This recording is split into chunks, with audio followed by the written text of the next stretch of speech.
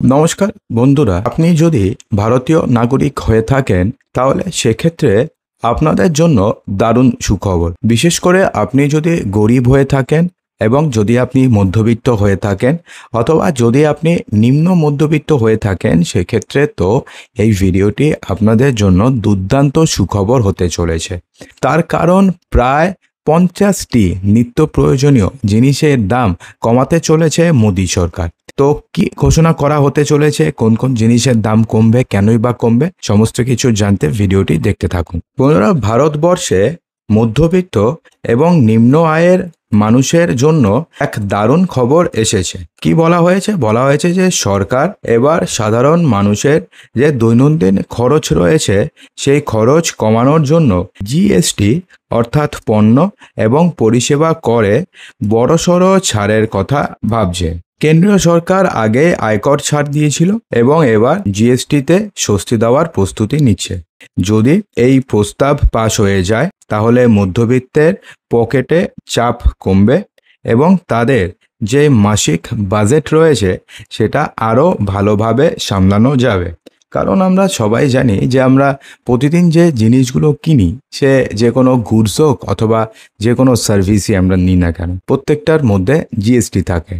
তো সেক্ষেত্রে কেন্দ্র সরকার এবার সিদ্ধান্ত নিয়েছে যে কোনো কোনো প্রোডাক্টের ওপরে যেখানে 12% জিএসটি স্ল্যাব রয়েছে সেগুলোকে পুরোপুরি বাতিল তারা করে দেবে, অথবা তাতে যেই সমস্ত জিনিসপত্র রয়েছে সেই সমস্ত জিনিসপত্রগুলোকে 12% স্ল্যাব থেকে 5% স্ল্যাবে নিয়ে আসা হবে। অর্থাৎ সেক্ষেত্রে যদি কোনো জিনিসের দাম 12% কমে যায় অথবা 12% থেকে যদি 5%-এ নিয়ে আসা হয় তাহলে সেক্ষেত্রে এক্ষেত্রে তো 12% দাম কমে যাবে, না হলে মিনিমাম 7% তো দাম কমবে। এর ফলে কি হবে, নিত্য প্রয়োজনীয় যে জিনিসপত্র আমরা প্রতিদিন বাড়িতে ব্যবহার করি সেই সমস্ত নিত্য প্রয়োজনীয় জিনিসপত্রের দাম অনেকটাই কমবে এবং মানুষের কেনাকাটা অনেকটাই বাড়তে চলে। এতে সরকারের ওপরে প্রাথমিকভাবে 40,000 থেকে প্রায় 50,000 কোটি টাকার বোঝা পড়বে ফার্স্ট স্টেজে। তবে আশা করা যাচ্ছে যে বেশি বিক্রির ফলে কর সংগ্রহ বাড়বে এবং অর্থনীতিরও অনেক লাভবান হবে।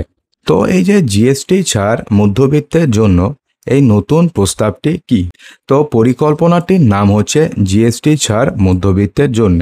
এর মূল উদ্দেশ্য হচ্ছে মধ্যবিত্ত এবং নিম্ন আয়ের গোষ্ঠীকে পুরোপুরিভাবে স্বস্তি দেওয়া। প্রস্তাবিত পরিবর্তন কি করা হয়েছে, যেগুলো 12% জিএসটি স্ল্যাব রয়েছে সেই জিএসটি স্ল্যাব হয় বাতিল করা, অর্থাৎ সেই সমস্ত প্রোডাক্টকে পুরো জিএসটির আওতার বাইরে নিয়ে আসা, অথবা 5% স্ল্যাবে স্থানান্তরিত করা। সস্তা হওয়া জিনিস অর্থাৎ কোন কোন জিনিসের দাম সস্তা হতে চলেছে। তো সরকারের এই পদক্ষেপের ফলে টুথপেস্টের দাম কমবে, বাসনপত্রের দাম কমবে, জামা কাপড়, জুতো, সাবান, ঘি, মাখন, সাইকেল এবং স্টেশনারি আইটেম এই সমস্ত কিছুর দাম কমতে চলেছে। প্রাথমিকভাবে প্রায় 40,000 থেকে 50,000 কোটি টাকার সরকারি বোঝা পড়বে, কিন্তু পরে কি হবে, পরে যখন সবার কেনাকাটির ক্ষমতা বাড়বে তখন এই বোঝা অর্থাৎ এই সমস্ত কিছু মেকআপ হয়ে যাবে। সম্ভবত মিটিং হতে চলেছে জুলাই মাসে 2025-এ, অর্থাৎ এই মাসেই মিটিং হবে। এবং কারা উপকৃত হবেন হচ্ছে নিম্ন আয়ের গোষ্ঠী এবং সাধারণ মানুষ। তো সরকারের যে প্রস্তাব রয়েছে সেই প্রস্তাব অনুযায়ী যেই জিনিসগুলো 12% থেকে 5% জিএসটি স্ল্যাবে আসতে পারে সেগুলোর মধ্যে রয়েছে টুথপেস্ট, রয়েছে টুথ পাউডার, সাবান, ছাতা, সেলাই মেশিন, প্রেসার কুকার এবং রান্নাঘরের বাসনপত্র। এই সমস্ত কিছু রয়েছে হচ্ছে 5% জিএসটি স্ল্যাবে আসতে চলেছে। এছাড়াও আরও রয়েছে ইলেকট্রিক আয়রন, রয়েছে গিজার, রয়েছে ছোট ওয়াশিং মেশিন, সাইকেল, রেডিমেড জামা কাপড় যেগুলোর দাম হচ্ছে 1,000 টাকার বেশি, সেই সমস্ততে বর্তমানে 12% জিএসটি রয়েছে, সেগুলো 12% জিএসটি কমে 0.5% হতে পারে, অর্থাৎ পুরোপুরি 7% দাম কমতে পারে। জুতো এবং চপ্পল যেগুলো 500 থেকে 1,000 টাকার মধ্যে, সেই সমস্ত প্রোডাক্টের জিএসটি 12% থেকে 5% হতে পারে। এছাড়া বিভিন্ন পেন্সিল, এক্সারসাইজের বুক, অথবা ভ্যাকসিনের দাম কমবে, কারণ মানে জিএসটি যেটা 12% থেকে সেটা হয়ে যাবে 5%।